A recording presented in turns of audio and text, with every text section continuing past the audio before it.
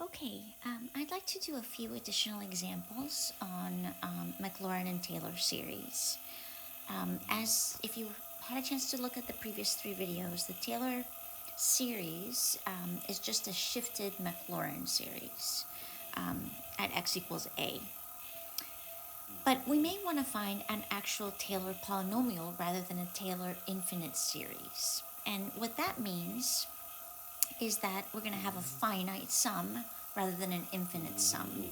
So in this example, we're being asked for the Taylor polynomial of order 3 for f of x equals 1 over x at a equals 1. That means that for the Taylor polynomial, we're going to write f of 1 plus f prime of 1 times x minus 1. If we stop there, that's a Taylor polynomial of order 1. If we add the next term, f double prime at 1, x minus 1 over 2 factorial, x minus 1 squared, and we stop there, this would be a polynomial, a Taylor polynomial of order 2. So since we want a Taylor polynomial of order 3, we need one more term.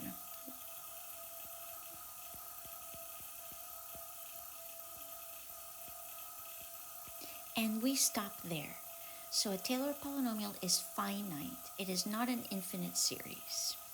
And our job now is to use our function, find multiple derivatives, evaluate them at 1, and then write out the terms of the series.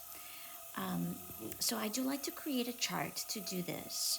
First, I'm going to have on the left column f and its derivatives.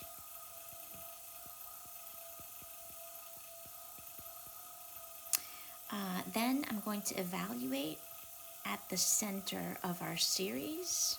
In this problem, that's evaluate at a equal to 1. And then I'm going to write down the term of the polynomial, of the finite series.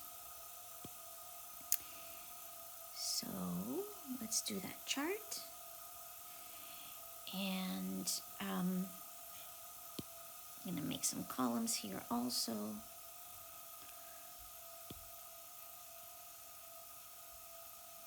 Okay, so first we want the first term f of 1.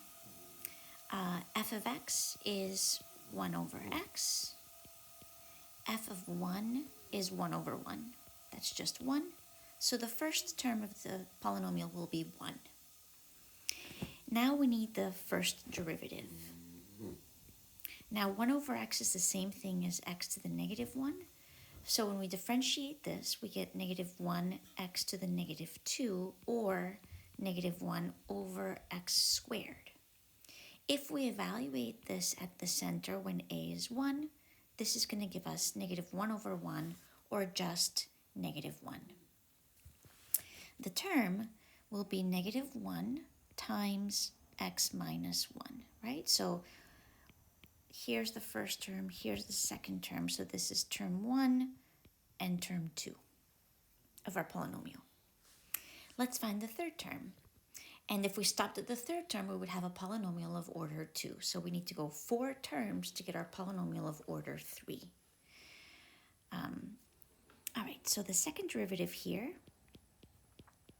is going to be 2x to the negative 3, right? I took the derivative of the first derivative, or 2 over x cubed.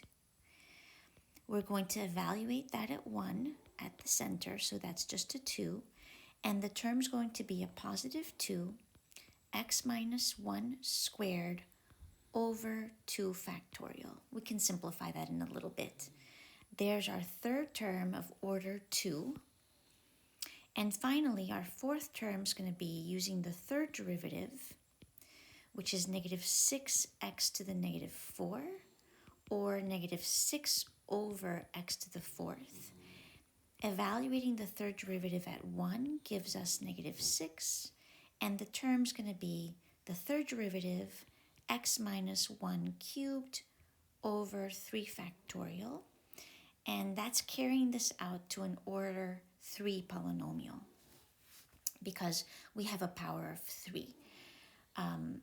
Sometimes some terms might fall off. We'll make it a 0 for one of the terms, but so we still have to be careful about getting to, for the third order polynomial, getting to this fourth term that has a highest power of 3.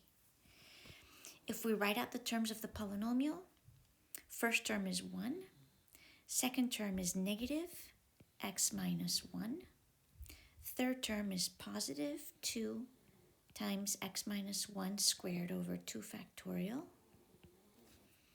Next term is negative 6 over x minus 1 cubed over 3 factorial, and we end the finite polynomial there. However, let's simplify a little bit.